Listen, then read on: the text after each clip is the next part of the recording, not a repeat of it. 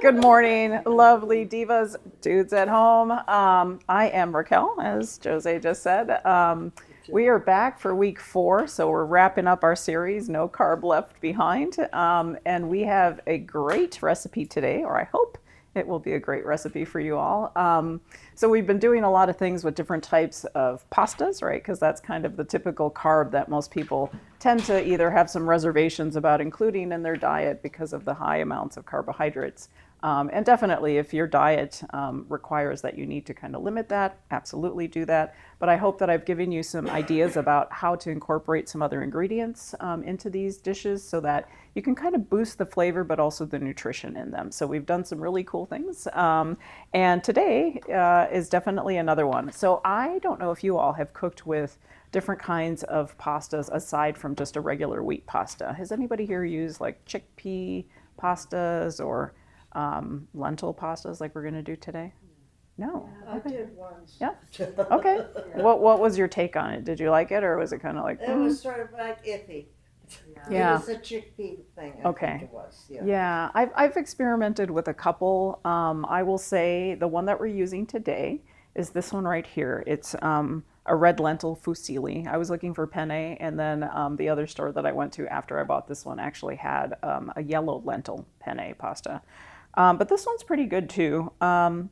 I will tell you a little bit when we get to the nutrition because I'm comparing it and I wanted us to walk through it. Just because it says organic on the box and just because it's plant-based, there's a lot of things to know about that. They are good because they tend to have more protein than a regular wheat-based, right? But I always like to tell everybody sort of walk you through all of the nutrition in it. So we're going to do that in our nutrition section, just so you have all the facts. But what I'd like to do is kind of walk you through some of the steps that I've pre-made ahead of time just for the sake of timing for our class. And one of them was cooking the pasta. So I will say this particular brand, it usually says follow the instructions on the box. This one says cook it for about 6 to 8 minutes. That is wrong. So the box is not always right.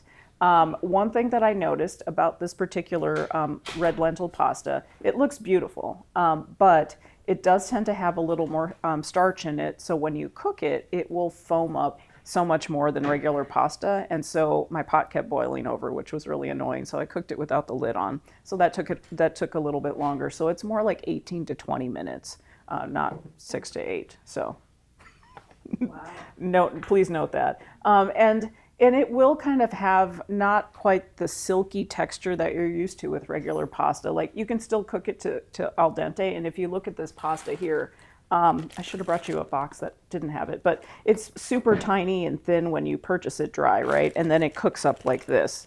So it looks like regular fusilli pasta. It just has this beautiful kind of orange color, but it's made from lentils. So obviously that's giving us more nutrition, but just know it's not going to be like exactly like a regular pasta, but I think it works pretty well. So so I took care of that, cooked that up this morning, let it chill. I actually, for me, just used to like doing a bunch of big batch cooking. I always spread things out on like a parchment lined big baking tray and help that cool and then pop that in the fridge once it's kind of cool enough and then finish cooling that down. So that's what I did with that this morning. And then the other thing that I pre-did, just so that I can walk you through the final steps here, is I cooked some carrots because that is the base of our sauce. So instead of using a traditional spaghetti, tomato sauce, which you could do, I think this would be great for that. I wanted to kind of give us some different flavor profiles. So I kind of went with sort of like these Asian Indian flavors, right? So we've got the red lentil pasta, but then also we're doing a carrot curry. And so the carrots are kind of the star of the show because they're the sauce. So I took about 4, actually, carrots were kind of on the small side. I don't know about you guys, but whenever I buy carrots, I hate the ones that are in the bags because they're like toothpicks. And I'm like, what has been happening with carrots? Like, are we eating so much of them that they're pulling them out of the ground sooner and they're just not like growing big enough? So I always go to the bulk section, right, and just pick my own carrots because typically I'm not going to like go through a whole bag myself, but I do love carrots. And so I found typically this recipe says about 4 large carrots or about 1.5 pounds is what you want to look for. I did not peel them. Do you guys know why? That's right. You got some more fiber, and there's no need to if you give them a good scrub. So I cleaned them really well. I just took off the stem part, and then I chopped them into bigger chunks and covered them with water, put them in a little saucepan, and just simmered them until they were nice and tender. So that was maybe about 20 minutes. They smell great. They still got a lot of great nutrition, because the other thing that I'm going to do is don't toss out the cooking water. We're going to put that back into our sauce. So here is the cooking water that came with these carrots that I cooked off this morning. This smells delicious. It's got that sweet smell, but also the color is going to be great. And what do we know about carrots? Aside from they're good for our eyes? Yeah, exactly. And vitamin C, right, which is also good for us. So we've got those two things cooked off. And then one other thing that we need to do, let's see, what do I want to do first? Let's make the sauce, actually, because that's really simple. So basically, you're going to take your carrots and you want to put them in the blender with a couple other ingredients that help us round out this sauce. So let me just make sure this is on. There we go. So in go our carrots. They're still nice and warm because I just cooked them off this morning.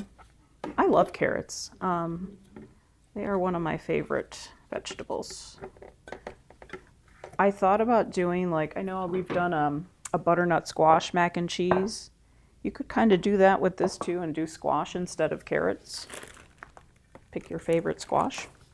Okay, and then what we're gonna do is, let me refresh my memory here.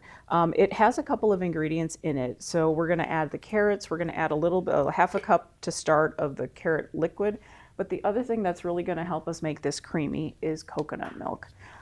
So it was kind of by accident, but also worked out really well for the recipe. I love this brand of coconut milk. It tends to be sort of one of the most creamiest, but I grabbed one that was light, and that's okay.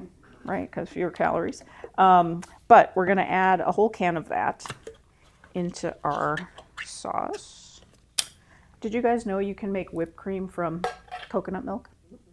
If you put this can in the fridge, and then you know how you have, if you don't shake it, it kind of separates, right? But that creamier part will rise to the top, and when it's in the fridge long enough, you can just kind of scoop that top off, put it, like mix it with your beater kind of blender, you get some whipped cream. So instead of using a dairy one, you could use a non-dairy and use coconut milk. So we're going to use all of the can of that. And you know, it smells like coconut, but it's not like super sweet like coconut, right? So it's more for me the texture and a little bit of the flavor. Okay, I need to put my glasses on this morning, you guys. I cannot see a thing. Okay, so we did that, and then one of the other things we're going to do is cilantro and then the liquid. Okay, so for the cilantro, I just want to do about half of this bunch. It's a pretty good size, and then the rest we can use as like garnish. That is one thing I added. So I made this recipe, and it's kind of just, I would say, you know me, use it as sort of a starting place. But you can definitely add things to it. I had thought about adding spinach to it. I thought that would be good. I'm just going to chop this up a little bit. I thought about also putting like crumbly bacon on top because it's delicious, but I think it needs some texture because it's really creamy. Bless you. Bless you. Okay, and then we're going to add just half a cup of our carrot cooking liquid to this. Let's see, a little bit more. Okay, that's good. And then with the rest of this, we're going to kind of like loosen our whole sauce once we get it coated in the pasta there. So find my lid. And I'm just going to give this a blend here really quick.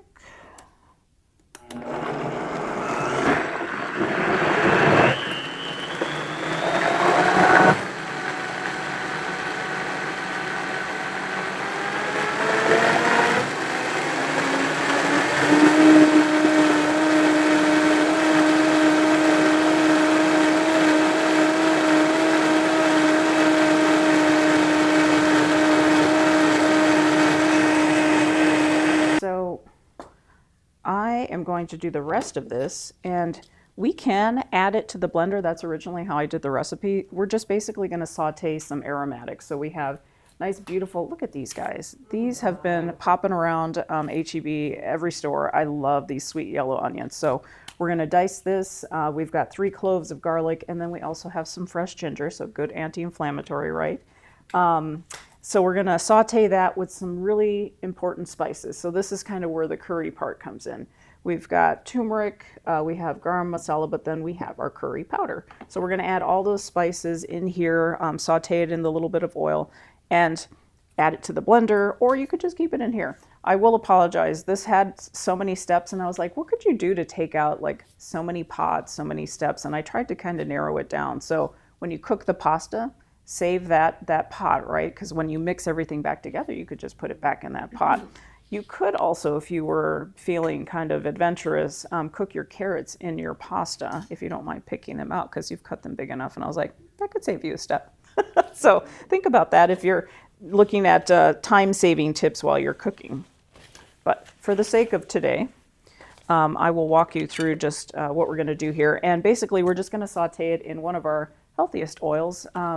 There is right now something being broadcast. It's an online thing through the Food Revolution Network.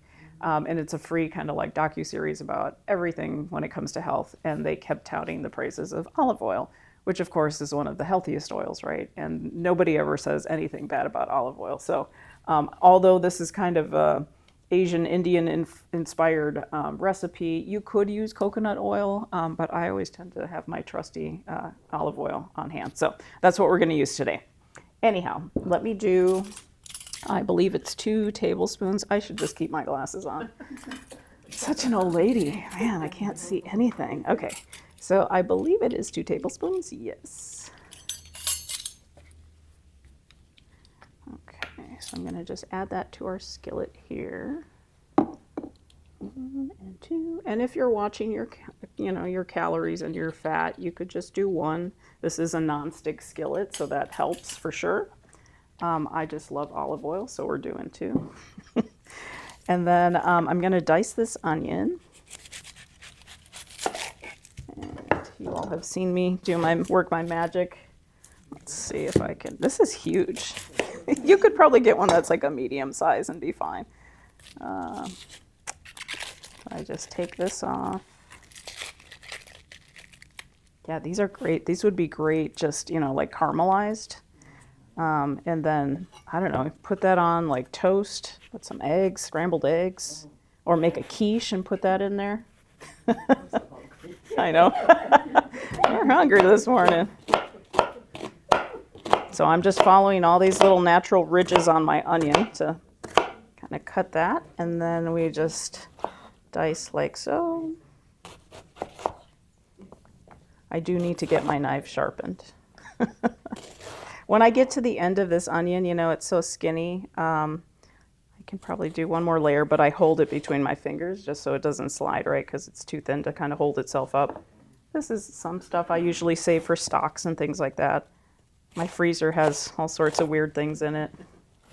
I'll just chop this down a little bit here. Okay. I knew I brought these bowls for a reason. I always forget something, and I did forget something today. Nothing crucial. I remembered all the ingredients, but I forgot a mixing spoon. But luckily, I found some in the drawer back here, so we're good to go. Okay, I'm going to just do the other half here. Yeah. These would also be great. Actually, next week we're going to revisit. I won't give it away. Spoiler alert. But it does have onions in it, the next recipe we'll be doing next week. Yeah, these, how else would you guys use onions like this? If you're fans of onions, especially sweet yellow onions, they're so good.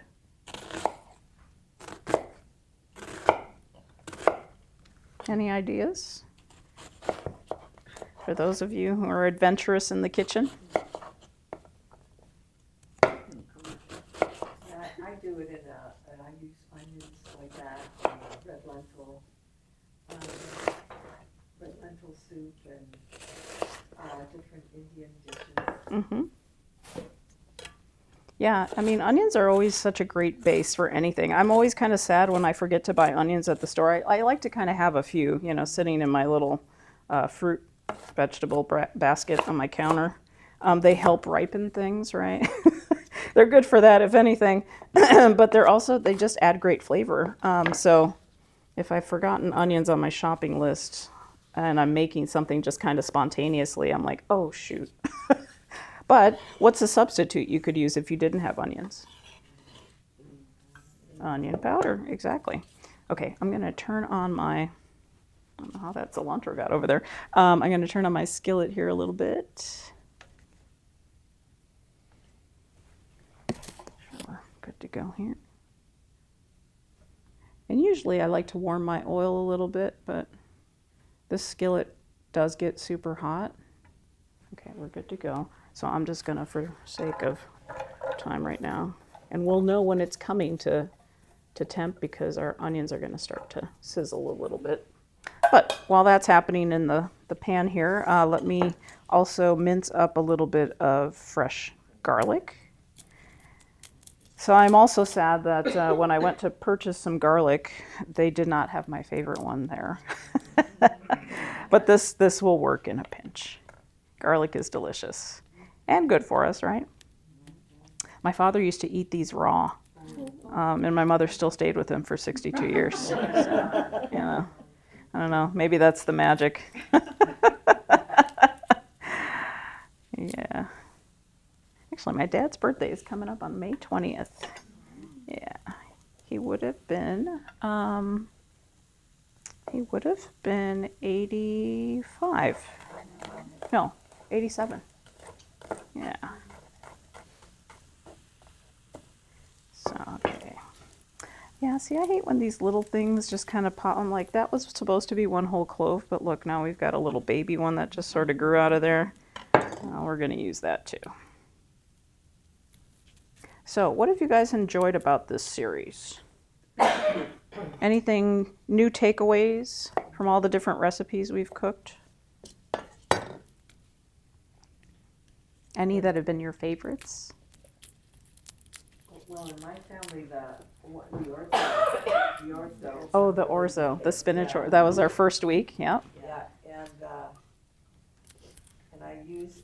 My husband has a garden, so he's got a green thumb. He's got the Swiss chard. So instead of going to buy spinach at HEB, I just went to use the Swiss chard. Yeah. And took out the spines, that are in it, because the plant was pretty big. I didn't tell him I throw vitamins into his compost. And so, anyway, that's what we did. And to my amazement, my son, who's very particular about what he eats and so forth, ate the whole thing. I was like, oh my gosh, I didn't All have right. to eat myself. That's all. So it really became a favorite, and I even used the sauce in like if I made eggs or something like that, put it on the top. I usually do things very quickly in the morning because I'm running out like I do today. Yep. Running out. But I've used it in different ways. I put it on my tofu. I put it on the eggs. I used it. So you kind of turned it into an ingredient, turned a whole recipe into an ingredient for other recipes. Right. I love that. Right, yeah. That's awesome. Yeah, that one was a lot of fun, and I just love the color of it too because it was so vibrant from the spinach. But yeah, Swiss chard would be a great alternative. Is it just the regular green, or do you guys have the rainbow chard? Yeah, he has the green, and then he has some of the rainbow. Oh, I love that stuff. Yeah. And I was tasting it. I kept tasting it, going like, uh-oh. I didn't use the spinach like that. I'd be all right. And then it worked. Put the orzo in, and it was fun. Yeah, you could probably even use like kale. Any kind of dark leafy green would be great in there. How did you all feel about things like pastas and carbs when you first started this class? Like, were you like, yeah, I don't know, Raquel, I'm good with that. I don't mind eating that. Or were you like, yeah, I'm one of those people who I'm not sure if I should be eating this much or. Well, it kind of I said in the horizon of, I used to just rely on the same kind of things, like I don't just order. And now I know there's like a whole array of other pastas I can start implementing in recipes. Yeah. That's great. Yeah. Awesome. Move these because I can't really see. Now I can't see with the glasses. Tell you, getting old. Okay, so moving on to ginger. I heard this a minute ago. I hope it's not my plug. Yeah, I just turned it up a little bit. It's like either too hot or not enough. I smell it. It's happening. Things are happening in the pan. So the thing that I also forgot was my peeler, because I like to peel this, but we're just going to take the knife and cut some of this away. And I did remember to bring my zester today. It's been a weird morning. I told Jose yesterday, I had a bit of a shock of my life. I was out working and my neighbor called me and said, there's some cats and you have a snake in your yard. And I live close to downtown. So I was like, you're joking, right? Like, I know my neighbor. But I was like, I don't think she'd joke about that. She's like, I just wanted to let you know because I know I see your mom out there with the dog sometimes. And I was like, yeah, and actually my mom was home yesterday. So I called her and I said, hey, don't go outside. There might be a snake out there. And she was thinking, yeah, grass snake. And so I got home and I said to my neighbor, well, I don't see anything. And I said, what did it look like? She sent me a picture of a rattlesnake. And I was like, you gotta be kidding me. In the city? She's like, well, it has rained a lot. I'm like, are you sure somebody didn't just drop that snake off? Because I think that snake got lost on his path there. Because I've lived out in rural areas and seen rattlesnakes, but in the city this close, that was nuts. So what happened was my mother later said after she hung up with me, she looked out the back window and saw the cats very attentively focused on something. And the neighbor confirmed that. She said, I saw cats and I saw the snake looking like it was going to strike the cats. So I hope the cats are okay. They all are accounted for. But it was probably a snake that just sort of slithered through the backyard. And I don't know where it is now.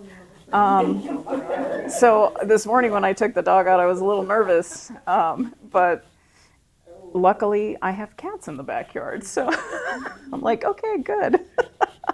Because I'm still shocked that was a thing. Because I said, well, maybe she didn't see, like maybe it was a grass snake. And then she sent me the picture. I'm like, wow, really? Okay. So. Hope it doesn't have babies. I know. Thank you for planting that seed. Thank you. Well, I got a lot of cats in my backyard, so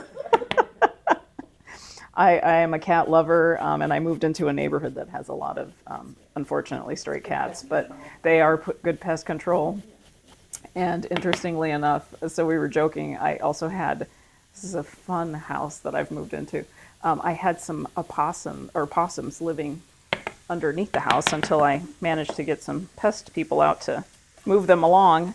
I know they're also good for keeping track of like making sure critters don't get in. And so I'm just adding about a tablespoon of fresh ginger there. And my mom was saying, we haven't seen that possum. And this morning when I got up and I looked out the back, there it was. Like we haven't seen it in months. And I was like, well, the rain brings out all sorts of, he was digging through the ground, like looking for probably insects. And I was like, I'm okay with that because they eat the things. But a snake is a little bit more, especially a rattlesnake. Yeah, that's a little scarier.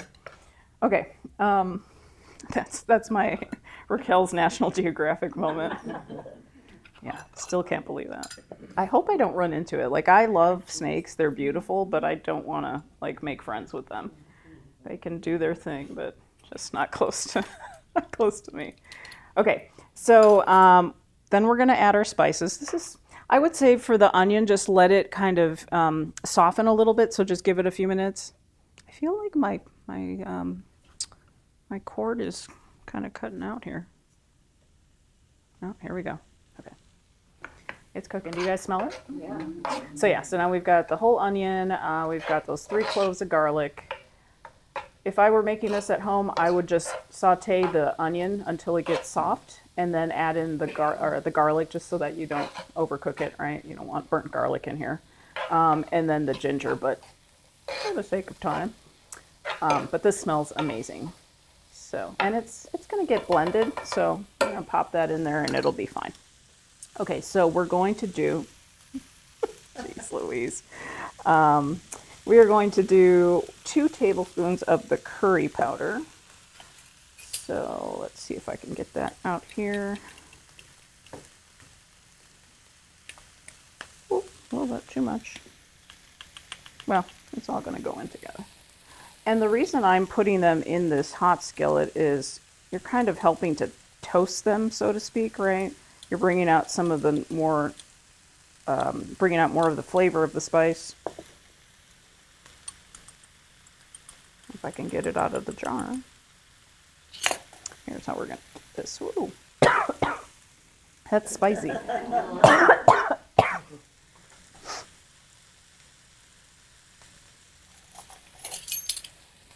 Whoa. Excuse me. My goodness. I do have some. Oh, that is good. Hold that up.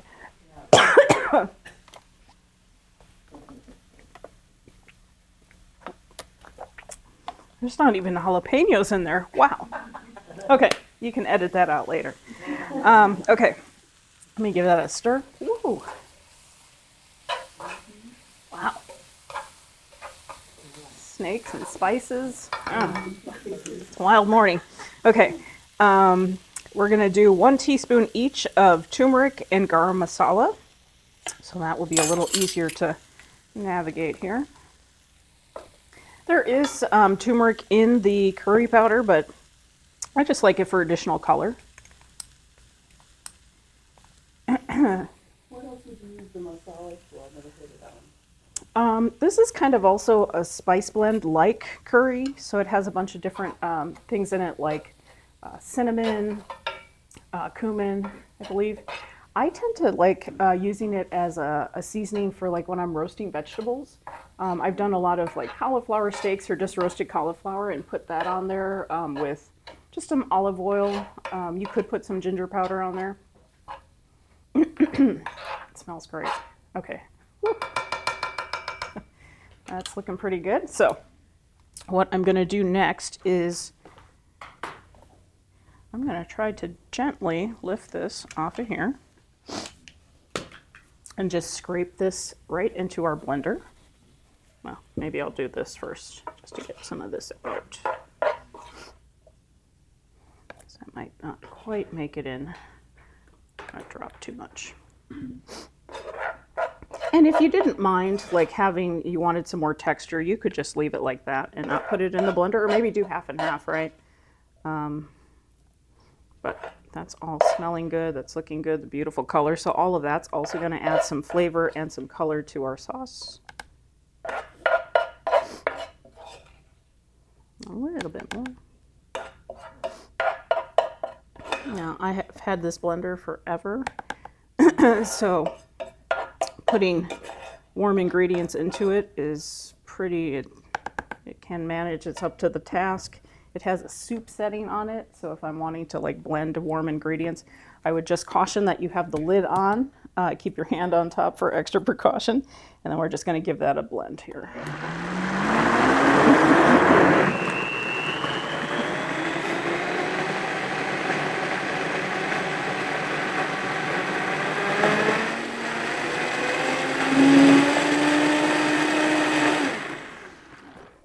Let me give it a little mix. Whoa. Just so that the top can get all blended. But look at that color. That's looking really beautiful. Okay.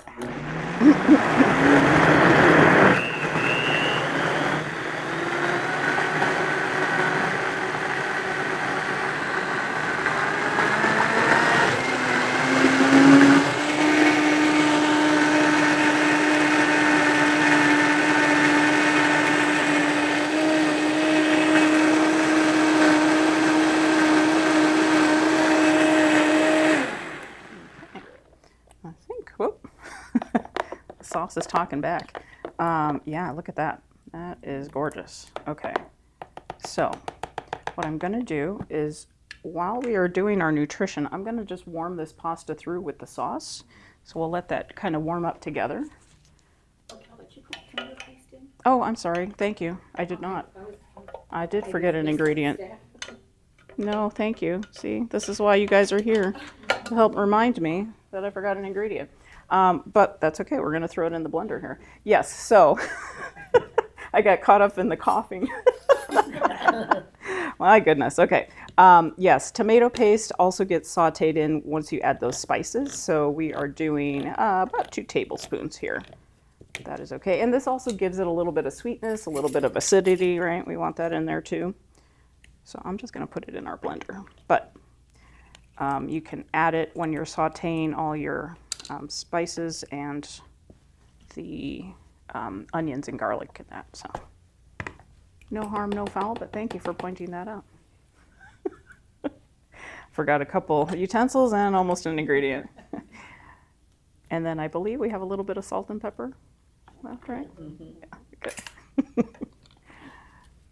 Okay, let me give that another quick whirl here, and then I will bring that all together in the pasta.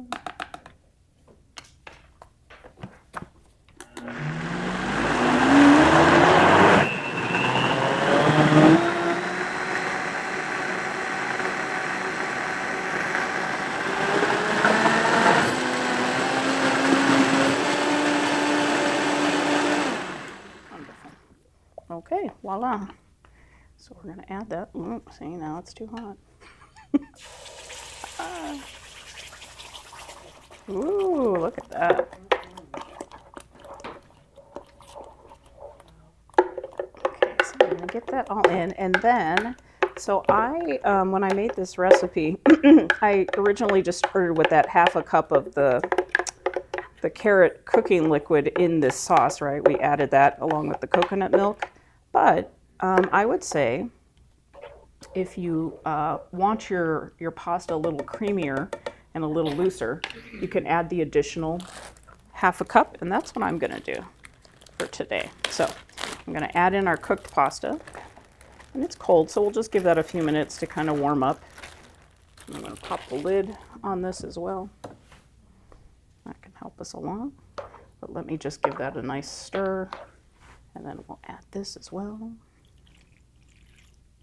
Hold on. Beautiful colors. Smells good. Yeah, and so today the only topping I brought was a little bit of Parmesan cheese. So if you would like to try it without, you can do that. Or if you'd like a little something, I think it needs like a little salt on top. And so the bacon or something like that, I think, helps give it a little more pizzazz. You did not put in the salt and pepper. I have not put in the salt and pepper yet. Thank you, Pam. And how much do I need to put in there? So I don't have to put my glasses back on. And a quarter teaspoon. Okay. And a half a teaspoon. Okay, half a teaspoon of salt and quarter teaspoon of black pepper. Okay, now that that's all mixed, let's do that final thing. I'll cover it with a lid. I just got new contacts, but I swear to God, it's like every 2 seconds my vision changes. Okay, so quarter teaspoon of black pepper. And black pepper is good to pair with what other spice that we threw in here? You guys remember? It's the really colorful one. The turmeric, yes. Okay, that was a quarter. Okay, here's my half. Okay. So this will be a little peppery, right? Because it's got the curry powder, which almost took me out this morning, and then a little bit of black pepper. So if you don't tend to like things a little spicy like that, I recommend kind of going back, starting with a smaller amount and adjusting for your taste. But let's just let that kind of come together. Pop the lid on that for a few minutes while we go over some nutrition. Okay, for this I will need my glasses. All right. I always wish that we could do hands-on in this class, but I love that you guys keep me honest and help me remember ingredients that I don't remember. So that's your contribution. Okay, so okay, I was being clever. Oh, the possibilities.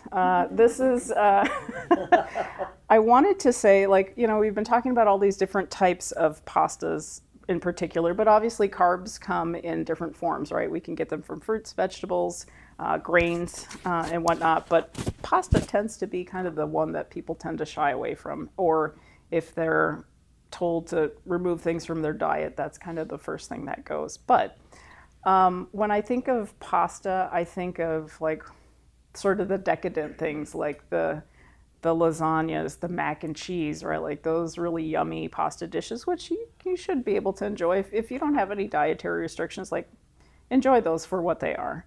But those types of dishes usually feature a pasta that's a semolina wheat pasta.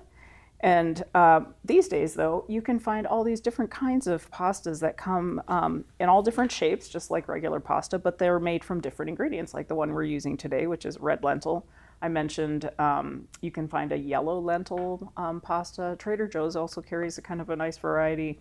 Chickpea pastas I've found have been a little mushier, so you kind of have to really watch those when you cook them. But they're great ways to incorporate more nutrition, which was the goal of this series, right? So they have more protein, more fiber, which we love. And so you get an added boost in nutrition along with enjoying things that still look and feel like pasta. But I wanted to kind of do sort of a comparison, right? Wheat versus plant-based pastas and how they compare, just so you guys have all the information. So on this chart below, you will see at the very top the pros and cons of using just a regular wheat-based pasta. So think your spaghettis, pretty much any kind of pasta, raviolis, things like that. The pros are people are pretty familiar with the taste and the texture, right? That's what we know as pasta. The cooking results are pretty consistent. You don't have issues with texture or whatnot, unless you're a novice to cooking and you're like first learning. Maybe you won't cook it all the way through and it'll still be a little hard.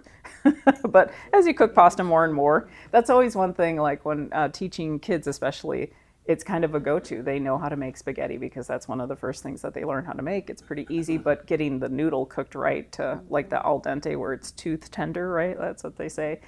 Sometimes takes a little bit of practice. For most people, unless you have severe celiac or gluten issues, pastas are pretty easily digestible. You can find them pretty much at any grocery store. They're relatively inexpensive, unless you want some of the fancy ones. And you can pretty much pair them with any kind of sauce, tomato. You could also do this kind of sauce with plant also on a regular pasta. And they're great because they're good pantry staples, and they're very shelf stable. So they're a good thing to kind of have in your cupboard for a quick kind of weeknight meal. Some of the cons are that they are obviously lower in protein, a little bit lower in fiber, unless you're using whole wheat pastas, which now those are pretty readily available too. They have a higher glycemic impact. So we were talking last week about glycemic index. So some pastas have faster, like into your bloodstream, raising your blood sugar. They are not gluten-free. So if you have sensitivities or you cannot have gluten, so that would be something you couldn't eat. They have fewer micronutrients compared to like a legume-based pasta. And I don't know about this one, but maybe you guys can be the judge. It says they're less satiating due to lower protein and fiber. So when you eat a bowl of pasta, I don't know about you, but I get pretty full. But I might be hungry later, and that's kind of a condition of you eat these things. But if they aren't packed with the protein and the fiber, obviously you're gonna digest that a little bit faster, and then maybe be hungry sooner. So, but still, also something that we can include in our diet if we don't, have any sensitivities or severe, like health conditions consuming gluten. So there's a place for regular pasta. And like I said, now they have wheat varieties, and you can do all sorts of things. And it's not like we're eating bowls, giant bowls of pasta every day. These are things that we kind of consume. If you go out to a particular restaurant and you like the dish that has a pasta in it, I say enjoy it. When other people cook for us, it's always nice because we don't have to do it. Some of the pros when it comes to that is obviously higher protein and higher fiber, slightly lower glycemic index, right? Because you've got more of the protein and fiber in these as ingredients. They are naturally gluten-free, so if that's something you're looking for, they're a great alternative. You have more of those micronutrients, so things like iron, folate, potassium. So really want to kind of keep an eye on like what else is this pasta bringing to the plate, right? And you've got that. They can be more filling and more satisfying, and they're often one ingredient. Let's see. This ingredient label says organic red lentil flour. That's all that's in here. That's it. So, okay, that checks out. The cons, okay, so here's the part that I also wanted to share with you.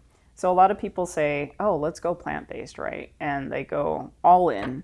And if you haven't been used to eating like that, you have to kind of give your digestion a bit of time to adjust.